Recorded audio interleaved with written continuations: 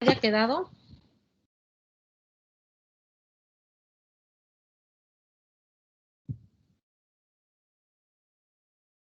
¿Nadie? Doctora. Ok, entonces vamos con las mieloides.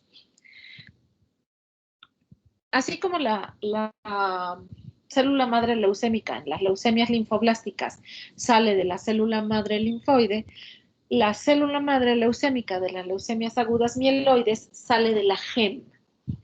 ¿Quién me recuerda, por favor, o quién se acuerda qué células surgen de la GEM? Los granulocitos, los monocitos. Perfecto. Monocitos, muy bien. Los eritrocitos y monocitos. Hoy me falta una. Granulocitos, ¿qué más? Megacariocitos. Megacariocitos y Granulocitos, monocitos. ¿Plaquetas?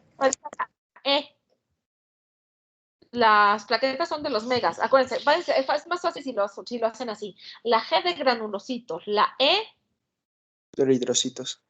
de eritrocitos, la primera M de monocitos o megacariocitos, como quieran, y la segunda M megacariocitos. Entonces,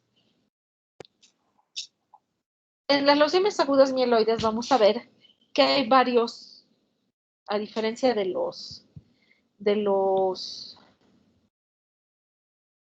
linfoides, que son meramente morfológicas y que nada más hay 3 tipos de leucemias. En las leucemias agudas mieloides va a haber 8 tipos de leucemias, ¿sí? Y va desde las más inmaduras, que se conoce como M0, que es la mieloblástica aguda con mínima diferenciación. Ahorita vamos a ver los parámetros o los criterios que tiene que cumplir. La M1, ojo, aquí es mieloblástica aguda sin maduración. La M2, ahí me equivoqué, es mieloblástica aguda con maduración. Después del mieloblasto, ¿qué célula sigue?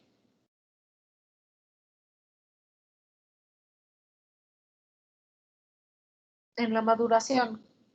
Mieloblasto. Y luego, ahí lo tienen en la pantalla. Mielocito. No, antes del mielocito hay una. ¿Cuál es? El promielocito. Promielocito, exacto. No sé si dijiste promielocito desde el principio y escuché mal.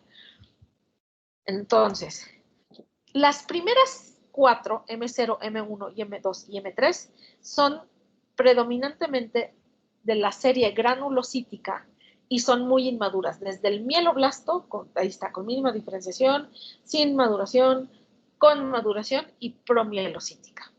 De ahí, la M4 combina tanto blastos mieloides o de los granulocitos y blastos monocitoides, por eso es que se llama mielomonocítica.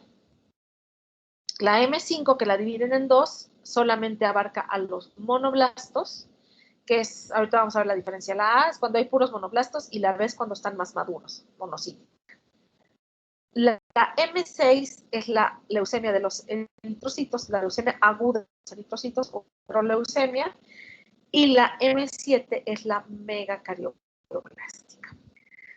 Si recordamos la definición de leucemias agudas mieloides, ¿se acuerdan que era proliferación de qué? De células ¿qué?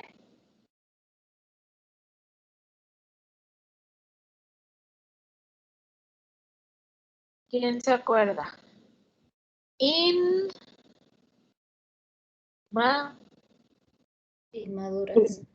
Inmaduras sin posibilidad bueno, que tienen la maduración detenida, ¿no? Es decir, son blastos.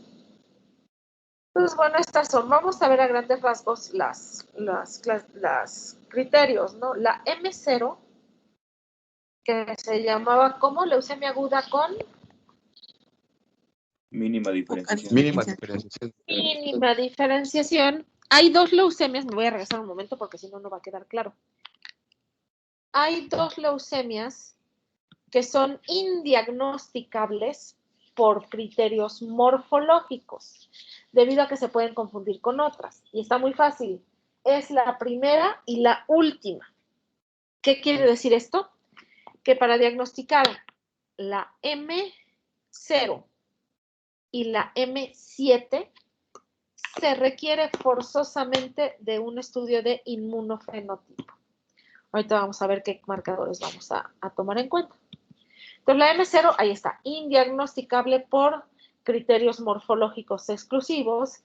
Se requiere de un inmunofenotipo que marque positividad al CD33 y o al CD13 y que no tenga marcadores linfoides.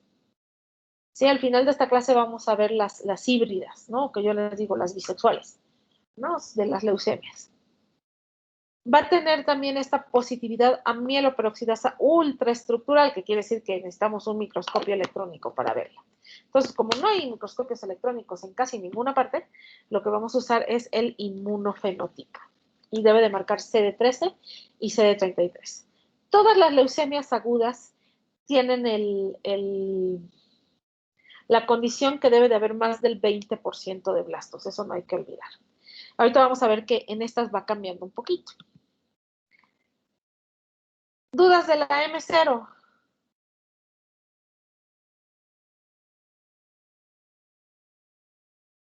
No, doctor. Ok, ahora vamos a la M1. La M1, aquí un criterio forzoso es que haya más del 3% de positividad a mieloperoxidasa o bien otra distinción que se hacía antes de negro Sudán. Pero la condición más importante de la M1 es que debe de tener más del 90% de blastos mieloides en la médula ósea. 90 o más. ¿Sí? ¿Cómo se llama la M1? Leucemia aguda mieloide. Sin diferenciación. Ok, sin maduración. Díganme qué sigue después del mieloblasto. Ya lo habíamos dicho hace un momento. Mielocito. Promielocito. Y luego del promielocito, Mielocito. mielocito. Y luego, metamielocito. Luego, Heterocito.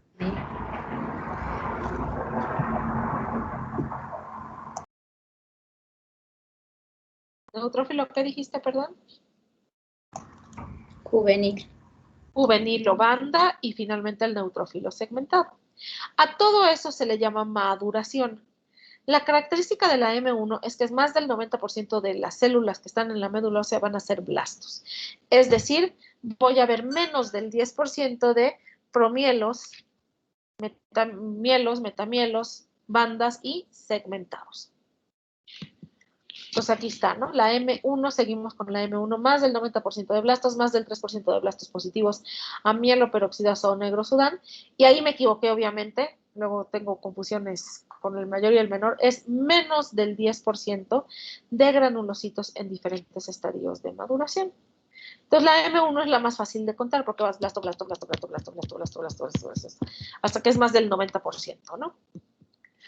La M2, ahí me equivoqué, es 20%, requiere de un 20 a un 89% de blastos mieloides con más del 10% de maduración, es decir, voy a contar entre 20 y el 89% de blastos, pero puede haber mielos, metamielos, promielos, bandas y segmentados, más del 10%. Otro criterio es menos del 20% de serie monocitoide, porque entonces si no ya sería una M4. Esta se asocia principalmente a esa translocación, la 821, que es de buen pronóstico. Pongan la 821 con su oncogen AML ETO en las de buen pronóstico. ¿Dudas de la M2?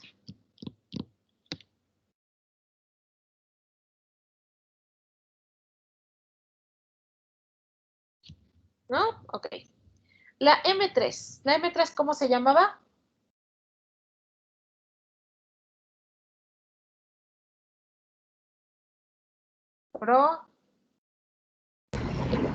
Promielocítica. Promielocítica, exactamente. Constituye del 10 al 15% de de las leucemias agudas mieloides. En esta va a desaparecer el CD34 porque ya pasó de ser un blasto a un promielocito. Y el 95% de los pacientes con M3 van a tener la translocación 15-17, que también se considera de buen pronóstico. Les pregunto yo, ¿qué se dedica a hacer el promielocito? En su etapa de promielocito, ¿qué sintetiza?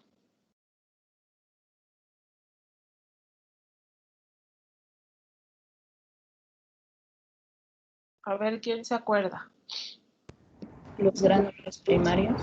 Los gránulos primarios, exactamente. Los gránulos primarios que son ricos en mieloperoxidasa. Estos gránulos primarios, hagan de cuenta que el promielocito, si se sale a la circulación, como es una célula muy grande, se rompe con facilidad y esto hace que los pacientes hagan un cuadro de CID con fibrinolisis por la mieloperoxidasa que hace daño endotelial generalizado.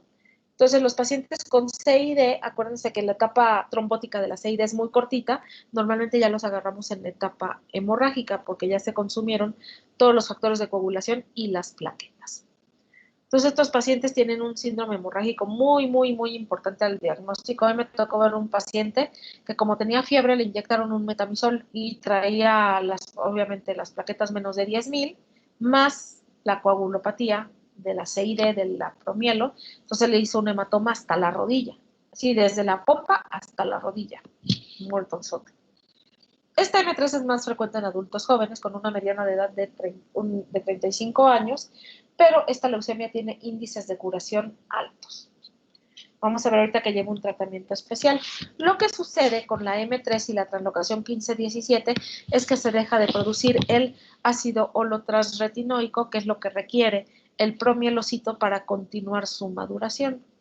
Entonces, estos pacientes tienen toda su célula, toda la serie granulocítica mieloide atorada en etapa de promielocito. ¿Sí me explico? ¿Dudas o preguntas hasta aquí? ¿No? Bueno. Entonces, bien. Pasamos a la M4. Ahí dice más del 30% porque antes era la FAB, pero ahora se utiliza la OMS, que es más del 20%. Entonces, corregir. Más del 20% de blastos en la médula ósea con más del 20% de granulocitos en diferentes estadios de maduración. Y para que sea una M4 tiene que tener un aumento en el componente monocítico, ya sea que tenga más del 20% de componente monocítico en la médula ósea o más de 5,000 monocitos en la sangre periférica, que sería el criterio más frecuente. Un componente monocítico es lo mismo, más del 20% con incremento de la lisosima en orina, y una médula ósea similar a M2, pero con más de 5,000 monocitos en la sangre periférica, y incremento de la lisosima es un producto de los monocitos. Entonces la puedes medir en sangre y es por eso que está ahí. Entonces, la leucemia aguda mieloide M4 hay un componente granulocítico más del 20%, ahí es más del 20%, y un monocítico más del 20%. Les pregunto yo, en la vida normalita de los monocitos, ¿qué se dedican a hacer?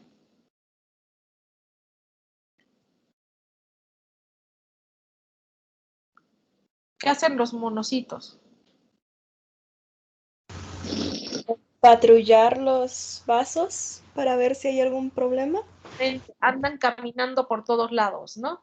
Entonces, el monocito es el que tiene mejor diapédesis, es el que es presentador de antígeno por excelencia. Entonces, los pacientes que tienen componente monocitoide en sus leucemias van a tener una mayor frecuencia de infiltración al sistema nervioso central, van a tener una mayor frecuencia de infiltración a todos los tejidos en general, adenopatías, hepatoesplenomegalia, infiltración gingival. De esto se debe al monocito, ¿no? Cuando se asocia la M4 con eosinofilia, es de buen pronóstico y generalmente lleva asociada la alteración citogenética que se llama inversión del 16. Entonces pónganlas con las buenas. Vamos a la M5. La M5 más del 80% de componente monocitoide. Es decir, aquí los que están proliferando son los monoblastos. Si está poco madurada o diferenciada, es monoblástica. Si está con mayor maduración, es monocítica. Entonces, por eso me ponen M5A y M5B.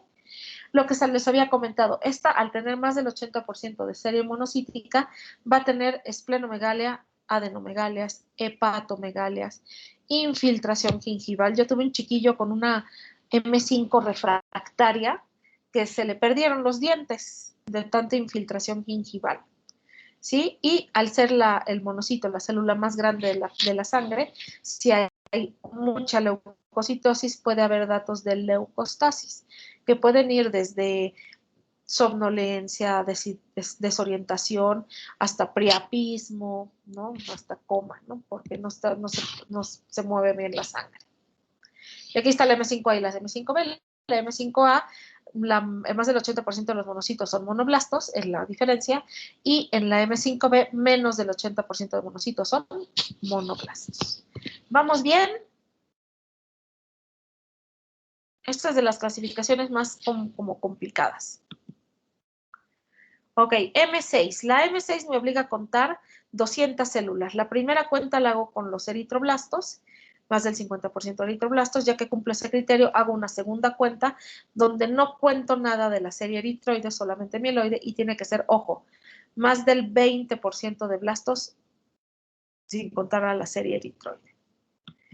Entonces la M6 es muy parecida a la M4, nada más que aquí la combinación va a ser de la serie granulocítica y de la serie eritroblástica. El diagnóstico diferencial principal son los síndromes mielodisplásicos, que ya los vamos a ver como en 3 clases. No es frecuente, que bueno, porque es de mal pronóstico. A partir de la M4 el pronóstico empieza a empeorar, ¿sí? Es 4%. Los blastos eritroides tienen que marcar a glicoforina A. Ahorita vamos a ver una diapositiva un poquito más clara. Y bueno, este es mal pronóstico, yo lo había dicho. Y finalmente la M7, ¿cuáles les dije que son indiagnosticables por criterios morfológicos exclusivos? La primera y la última. 0 y M7. La última, M0 y M7. Aquí, ojo, más del 20%, y pónganle 20, por favor. Algún día lo voy a arreglar. Más del 20% de blastos en la médula ósea, y los blastos van a ser megacariocitos. ¿Cómo lo sé? Bueno, necesito hacer el inmunofenotipo, que va a marcar, anoten, CD41 y CD42, que son las glucoproteínas plaquetarias. Representa alrededor del 8% de las leucemias agudas mieloides de novo.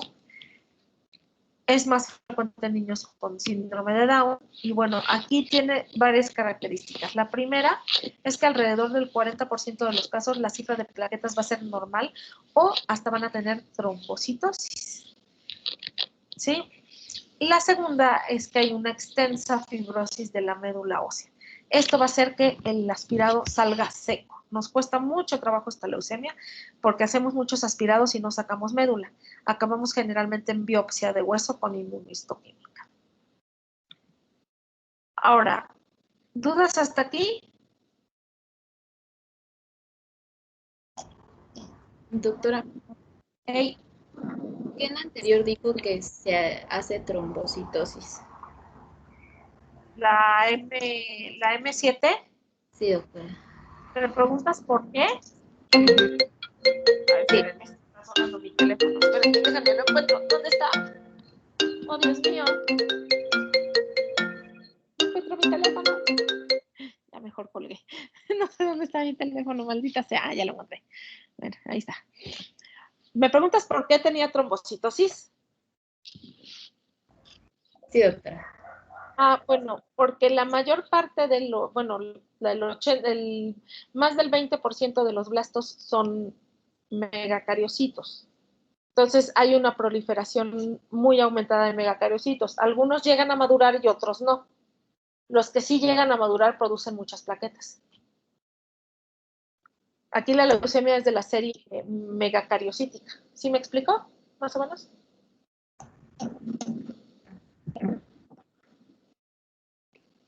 ¿Sí? Sí, otra. Ah, es que creo que no abriste tu micrófono. Ok. Entonces, si no hay más dudas, miren esta diapositiva. Se ve fea, ¿no? Pero miren esta. ¿Cuál se quieren aprender? ¿Esta o esta? Esta. La primera. La primera, yo estoy de acuerdo.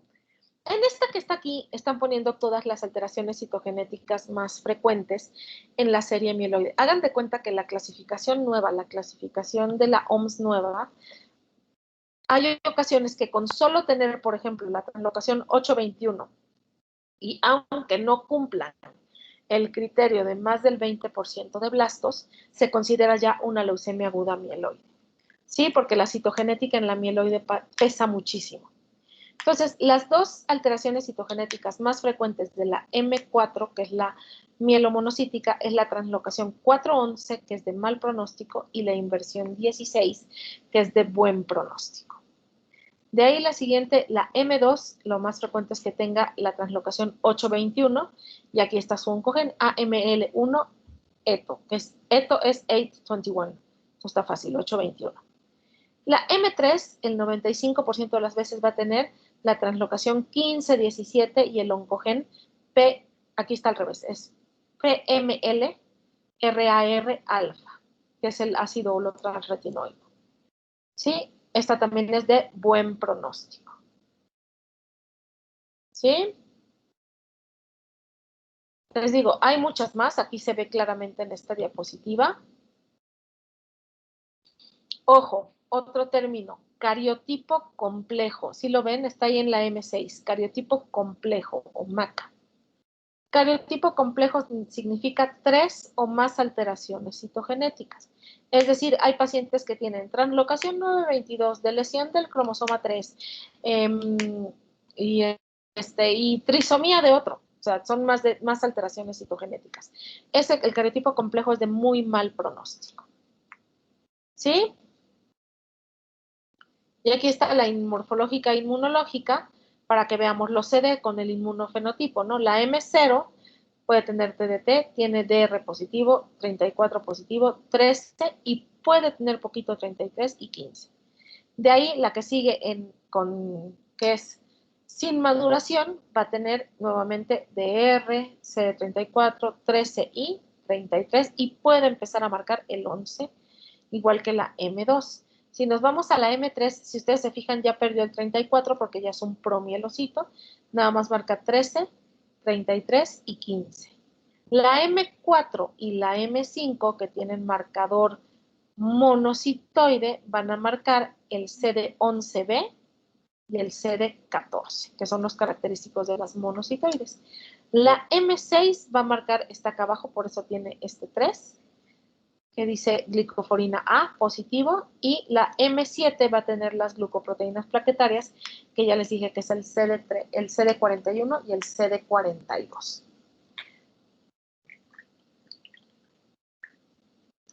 ¿Dudas hasta aquí?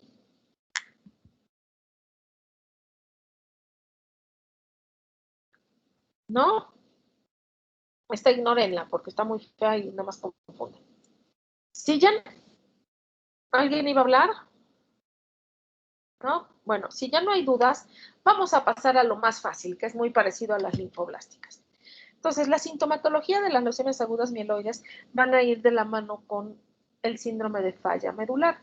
Decíamos, ¿a dónde infiltra la leucemia? ¿A qué nivel?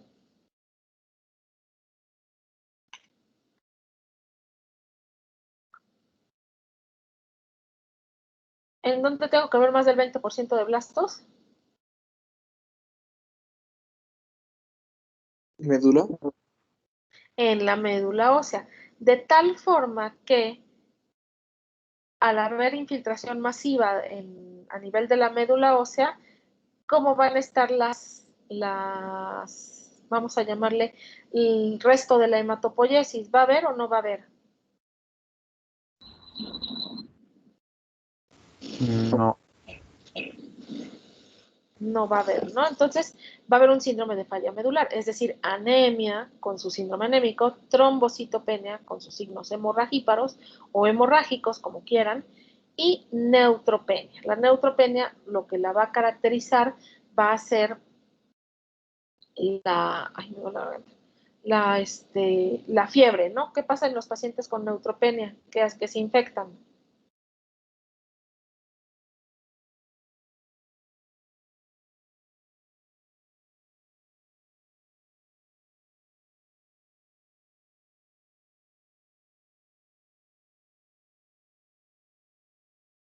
¿Qué les pasa? ¿Qué presentan?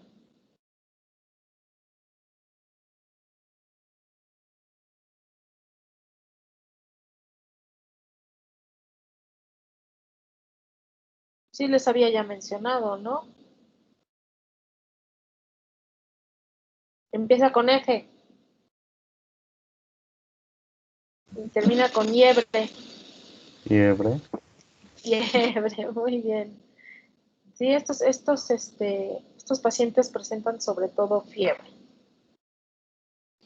Entonces, el 80% tienen síndrome anémico, hemorragia o trombocitopenia 80-90, 40-30 y neutropenia 30-50. La mediana leucocitaria puede ir de 15.000 a 20.000, pero les decía yo, el otro día llegó un chiquillo con una leucemia aguda mieloide con 500.000 leucos, ¿no? Entonces, si tiene M4 y M5, acuérdense que habíamos dicho que estas pueden infiltrar más frecuentemente, entonces va a haber hipertrofia gingival, linfadenopatías y visceromegalias.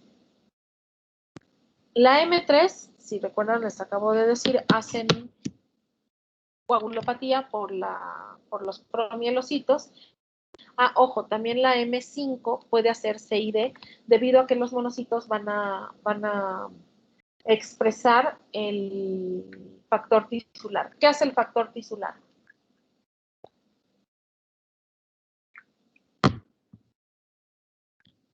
¿Quién se acuerda qué hace el factor tisular?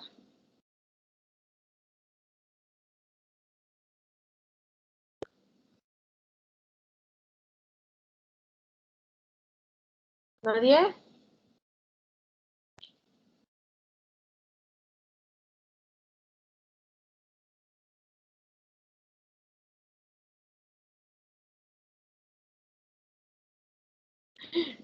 ¿Qué hace el factor tisular? ¿Activa qué? Hoy están como... La vía extrínseca. Cascada de coagulación. Extrínseca, exactamente. La vía extrínseca, también conocida como la fase de iniciación. Sí, esa es la vía extrínseca. Entonces, los pacientes con leucemias agudas M4 o M5 pueden hacer también CID. Síndrome anémico ya lo habíamos mencionado, síndrome infiltrativo, adenomegalias, hepatosplenomegalías, infiltración gingival en la M4 y la M5. Y bueno, los leucocitos pueden tener leucocitosis, leucopenia o normales, eso sigue igual. El diagnóstico, voy a hacer una citometría hemática con frotis de sangre periférica, normalmente puede haber pancitopenia o bicitopenia, reportan blastos en el frotis de sangre periférica, el aspirado de médula ósea, el criterio que nos pide la OMS, a excepción hecha de la citogenética, más del 20% de blastos. Si veo bastones de Auer, ¿les enseñé los bastones de Auer o no? En otra presentación, sí, creo que Bien, ahorita. Al principio les enseñé los bastones de Auer. Bueno, esos es el apilamiento anormal de los gránulos. Entonces, si hay bastones de Auer es leucemia aguda mieloide. Bueno, tinciones especiales, hablábamos de la mieloperoxidasa y bueno, el estudio citogenético PCR cariotipo FISH, lo mismo que en las linfoblásticas. Igual que en las linfoblásticas, a partir de ahora vamos a hablar de muchos factores pronósticos porque estamos hablando de cáncer. Entonces, factores pronósticos favorables es que sea una leucemia aguda mieloide primaria, quiere decir que no venga de un tratamiento con quimioterapia, que no venga de un síndrome mielodisplásico, de alguna otra enfermedad. Buen pronóstico en niños y adultos jóvenes con leucos normales al diagnóstico, que sea un subtipo M3, o sea, promielocítica, o M4 con eosinofilia, o bien que tenga esas translocaciones que están ahí, 821, 1517, 16, inversión del 16 y translocación 1616. Todas esas son de buen pronóstico. Y lo más importante es que después del primer ciclo de quimioterapia se logre la respuesta completa. Aquí las posibilidades de lograr respuesta completa es 50-70% y sostenida o mantenerla en 5 años del 15 al 40%. O sea que está más o menos, ¿no?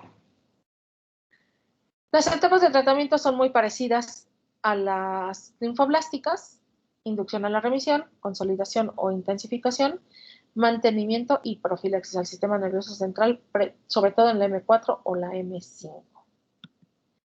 La inducción a la remisión es igual, ¿no? Mi objetivo es destruir la mayor parte de las células para que desaparezca el cuadro clínico de la leucemia y se recupere la hematopoiesis. Y ahí están los criterios de remisión: menos del 5% de blastos en la médula ósea, que no haya blastos en la sangre periférica y más de 1000 neutrófilos después. Estos se toman en cuenta al día 28. Y bueno, vamos a llamarle la columna vertebral del tratamiento de las mieloides es la citarabina más un antracíclico. A la citarabina también le llaman arabinósido de citosina, ¿no? Está más padre citarabina.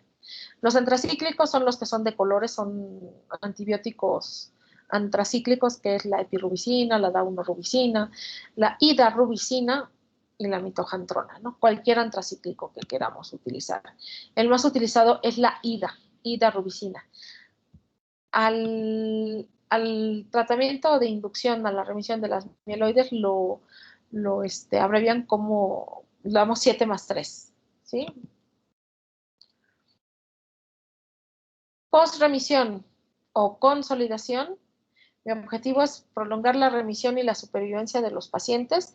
Aquí voy a dar citarabina dosis altas. Hagan de cuenta que en la inducción a la remisión las dosis varían entre 100 y 200, a veces hasta 300 miligramos por metro cuadrado de superficie corporal.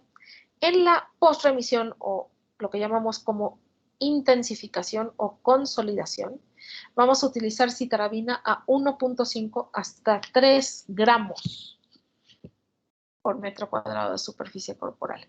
Si son de mal pronóstico las leucemias, después de la remisión tengo que pensar ya en un trasplante de médula ósea alogénico o autólogo. Si tiene buen pronóstico, puedo dar solamente quimioterapia a dosis altas y aguantar el trasplante por si recae. Entonces, este es el tratamiento de post-remisión. Después viene el tratamiento de mantenimiento, que a excepción hecha de la M3, en las leucemias agudas mieloides no parece ofrecer mayor ventaja de supervivencia a largo plazo si se ha empleado un tratamiento de post-remisión suficiente. Casos especiales o tratamientos de formas especiales, la M3, si recuerdan, les digo, se requiere de ácido holotransretinoico para que pueda madurar el promielocito. Se los damos vía oral. Todos los promielocitos maduran hacia neutrófilos y finalmente hacen apoptosis, ¿no? Se le abrevia como ATRA. Antes utilizaban ATRA solito, el 90% de respuestas, pero recaídas frecuentes. Entonces ahora se asocia ATRA con hidarubicina, un antracíclico que se llama hidarubicina. Y a los pacientes con M4 o M5, ahí me falta, les podemos agregar al esquema etopósito, porque responden mejor. ¿Dudas hasta aquí?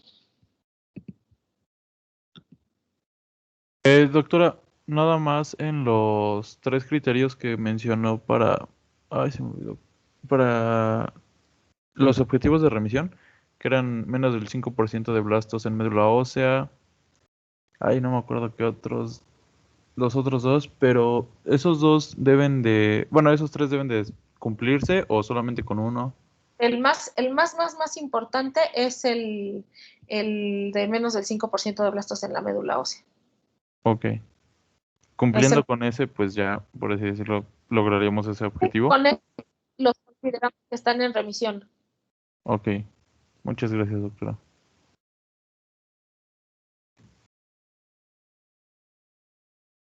Quiero abrir el pizarroncito, pero no lo encuentro cómo. Ah, ya lo vi.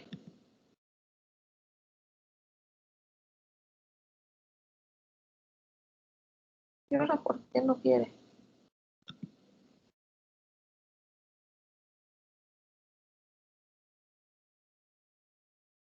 Sí ven bueno, se está abriendo el pizarrón. Sí.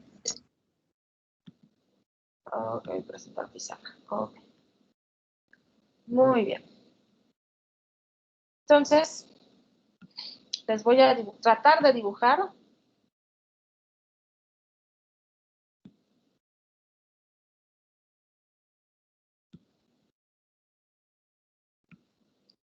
No es una carita feliz, es un blasto.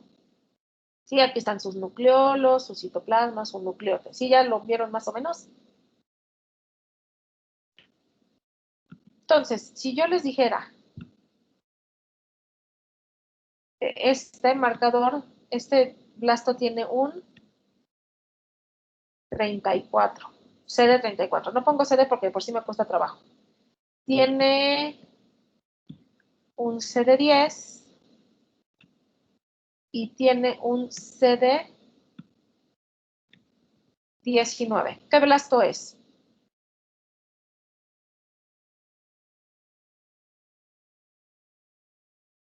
Número 1, ¿linfoide o mieloide? Linfoide. Linfoide, exactamente, tiene 10 y 19. Entonces este sería un blasto linfoide, pero ¿qué tal si en el inmunofenotipo de repente nos damos cuenta que también marca positivo a 33 y a 13? ¿Qué pasó ahí? ¿Estos dos de qué son? De mieloide, ¿no, doctora? De mierda. Exactamente, de mieloide. Entonces, quiero moverlo para acá, pero no me deja. Voy a escribir aquí. Entonces, esta leucemia se le llama de fenotipo mixto o bifenotípica.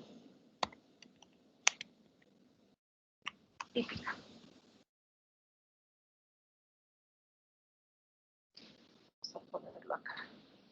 ¿Sí? Pues ahorita les estoy tratando de describir las leucemias híbridas.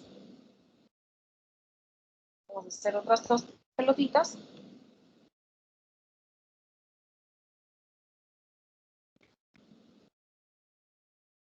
Vamos a hacer el primer blasto que hicimos al principio, para no cambiarle.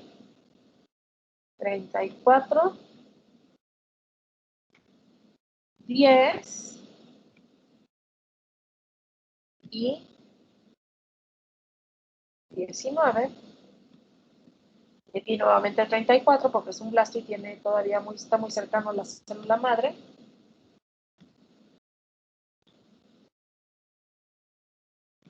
¡Hala! ¡Qué bonitos números! 33 y 13. Entonces, ¿este blasto qué es? El que está del lado derecho.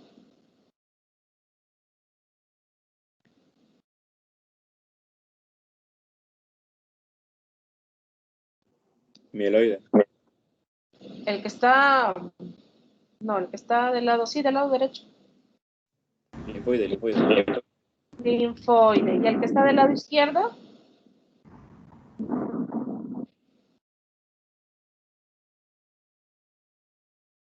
Ese Este es que estoy mieloide. terminando de dibujar.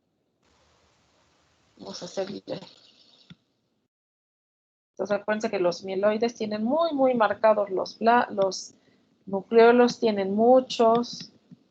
Y además tienen... ¿Qué estoy dibujándole ahí?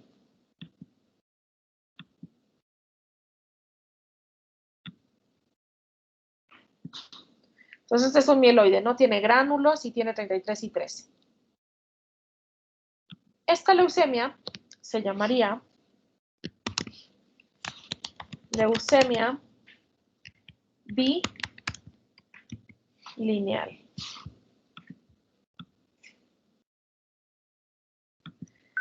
Sí, más o menos entendemos la diferencia. Hay 3 tipos de leucemias híbridas. Estos son los primeros 2. En la de fenotipo mixto o bifenotípica, vamos a tener marcadores linfoides y marcadores mieloides en la misma célula, en el mismo blasto. Y en la bilineal, hagan de cuenta que son 2 leucemias. Tenemos tanto blastos linfoides como blastos mieloides, pero separados. ¿Sí? Sí, doctora.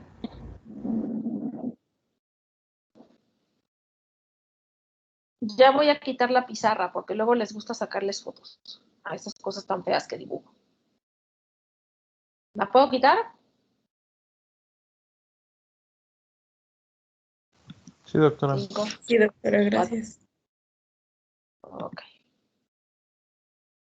Vamos a tratar de regresar a la presentación que me la va a poner desde el principio, van a ver. Mientras que la ponemos, ¿alguna duda?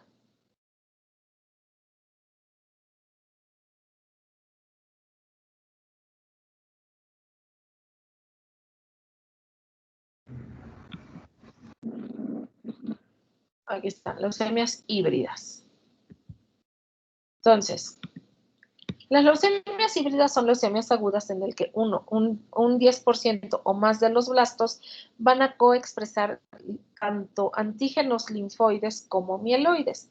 Su frecuencia va de 0.6 a 10% dependiendo de las diferentes estadísticas, y van a distinguirse 3 grupos. El primero, leucemia bifenotípica o de fenotipo mixto, existe una sola población leucémica que coexpresa marcadores linfoides y mieloides en más del 10% de los blastos. La bilineal, se detectan 2 poblaciones leucémicas que están por separado con características mieloides o linfoides. Entonces, esa ya se las expliqué. La última sería la leucemia con cambio de fenotipo. Yo le llamo las sin pieles. ¿Sí?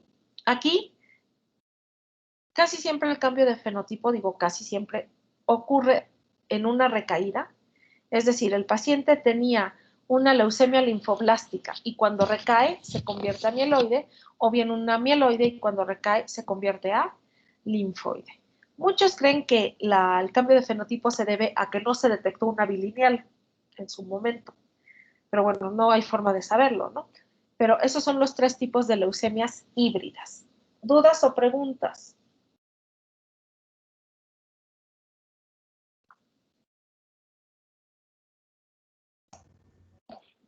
Doctora,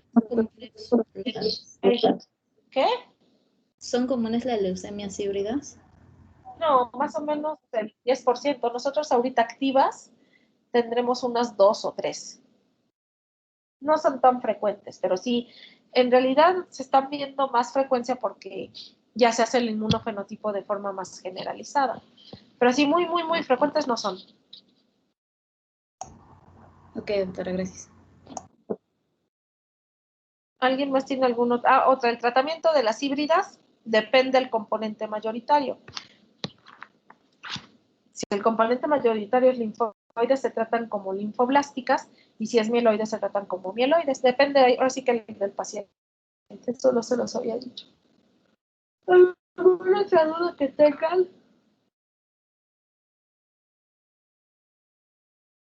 Doctora, ¿y ¿Cuál para es el pronóstico? El pronóstico de las híbridas es malo. Malo, malo, malo, malo.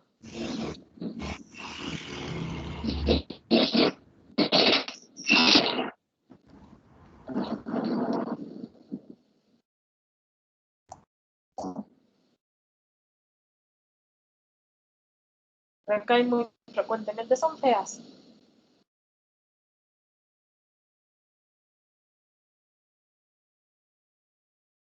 ¿Alguna otra duda que tengan?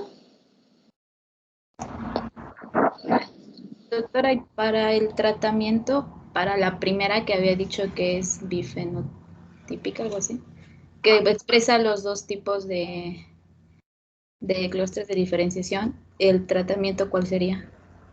Es lo que te digo, depende cuál sea el componente mayoritario.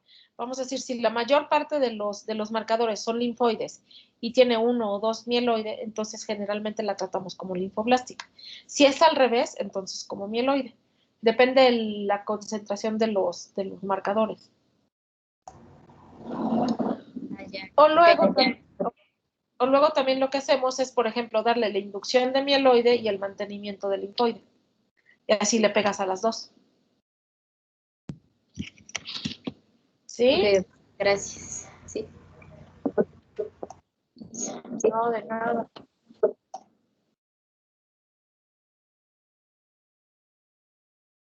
¿Alguna otra pregunta? ¿Are you sure? Ya vi más o menos, no vi bien luego hago una lista con la calificación de los exámenes, pero les fue bastante bien, creo que el más bajito eran 30 y tantas de 50 y nada más era una persona. Entonces no les fue bastante bien. Como era de esperarse, porque lo hacen en su casa. Entonces, luego cuando haga la lista se las mando. ¿Sale? Ahora, Sale, pues si no hay más dudas, aquí la dejamos, nos vemos el miércoles. Vamos a empezar con los linfomas. Yo creo que con ustedes no voy a tener necesidad de hacer otra clase esta semana, porque ya prácticamente con esto casi nos ponemos al corriente.